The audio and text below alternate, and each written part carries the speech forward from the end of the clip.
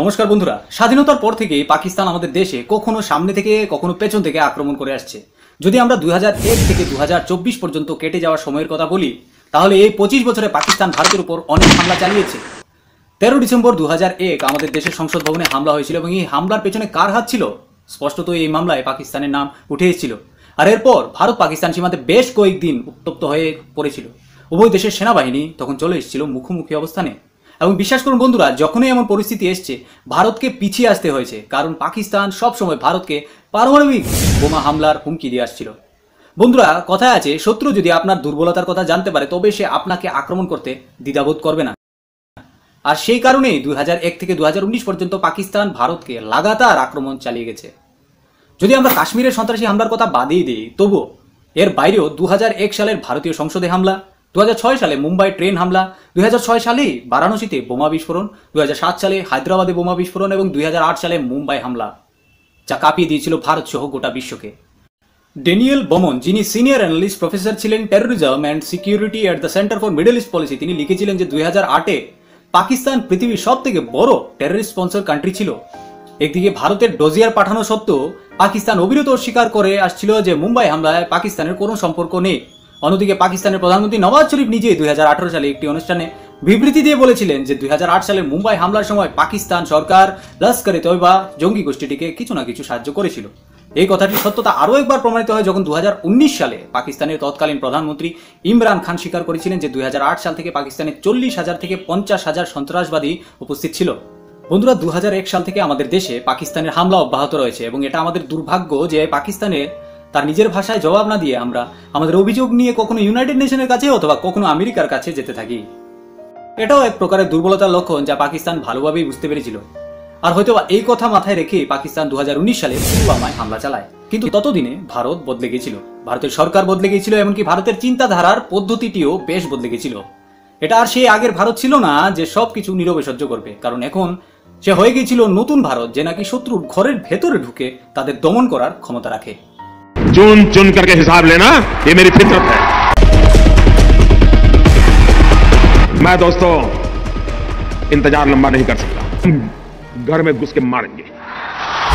সম্প্রতি 5 April British সংবাদপত্র the গার্ডিয়ানে একটি খবর প্রকাশিত হয়েছিল, যাতে লেখা হয়েছিল যে পাকিস্তানে বসবাসকারী 21 জন সন্ত্রাসী সন্দেহজনক হত্যার পিছনে ভারত সরকারের হাত রয়েছে। দ্য গার্ডিয়ানের প্রতিবেদনে বলা হয়েছে যে সংযুক্ত আরব আমিরাতের সহায়তায় ভারত পাকিস্তানের মাধ্যমে সন্ত্রাসীদের নিউট্রালাইজ করছে। পাকিস্তানি তদন্তকারীদের মতে ভারতের এই স্লিপার সেল ইতিমধ্যে পাকিস্তান একটি বিশাল নেটওয়ার্ক তৈরি করেছে। এই স্লিপার সেল হলো সেই সমস্ত লোক যারা পাকিস্তানের দরিদ্র অংশ থেকে উঠে এসেছে, তাদের লাখ লাখ টাকা দিয়ে ভারত তাদের দ্বারা এই কর্মকাণ্ড চালাচ্ছে। আর এই লোকেরা আফগানিস্তানের পাশাপাশি পাকিস্তান থেকেও তাদের অপারেশনসগুলি এখন চালাচ্ছে।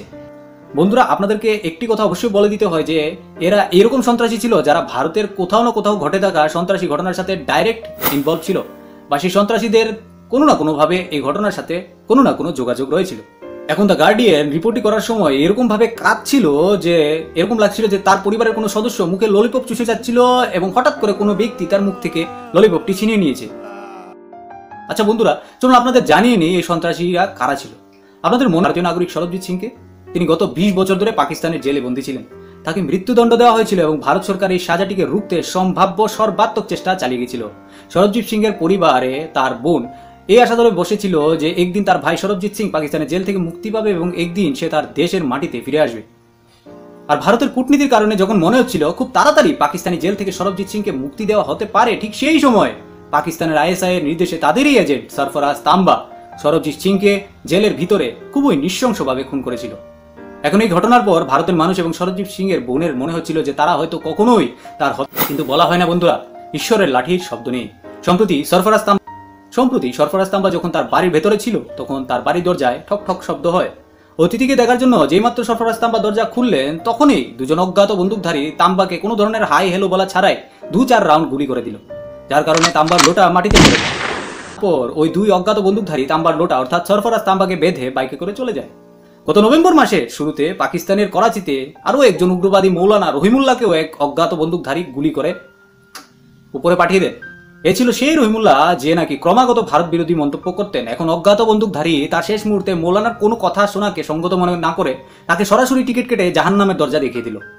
এখন পাকিস্তানি হামলার জন্য হাজারবার ভারতকে দোষারোপ করতেই পারে, কিন্তু ভারত কখনো এই ধরনের হামলার দায় নেয়নি। আর নেবেই বা কেন? বিশ্বে এমন অনেক ঘটনা দেখা যায় যেখানে কোনো দেশকে তার নিজের কোনো নাগরিকের কাছ থেকে বিপদে পড়তে দেখা গেলে তাকে চুপ করিয়ে দেওয়া হয়। আর এখানে তো কথা হচ্ছে অন্য দেশের লোকেদের। রাশিয়া ও আমেরিকাকে এই কাজে মাস্টার মনে করা হয়। আর এই তালিকায় যদি আমি ইসরায়েল ও চীনের নাম না বলি তাহলে বড় পাপ হয়ে যাবে। যাই হোক, আমার তরফ থেকে অজ্ঞাত বন্দুকবাজ ভাইটিকে অথবা অজ্ঞাত বন্দুকধারী ভাইদেরকে স্যালুট, নমস্তে, সৎ শ্রী অকাল জানাই। ঈশ্বর আপনাকে দীর্ঘজীবী করুন, যাতে আপনি পৃথিবীর মঙ্গলের জন্য এইভাবেই আপনার সেবা প্রদান চালিয়ে যেতে পারেন। আর বন্ধুরা, আপনিও যদি আমার এই প্রিয় অজানা বন্দুকধারী ভাই ও ভাইদের জন্য কিছু মিষ্টি কথা বলতে চান তাহলে কমেন্ট করে অবশ্যই জানাবেন। আজকের মতো এখন বিদায় নিচ্ছি বন্ধুরা। আপনারা খুশি থাকুন, আমাদের দেশও খুশি থাকবে। জয় হিন্দ। আর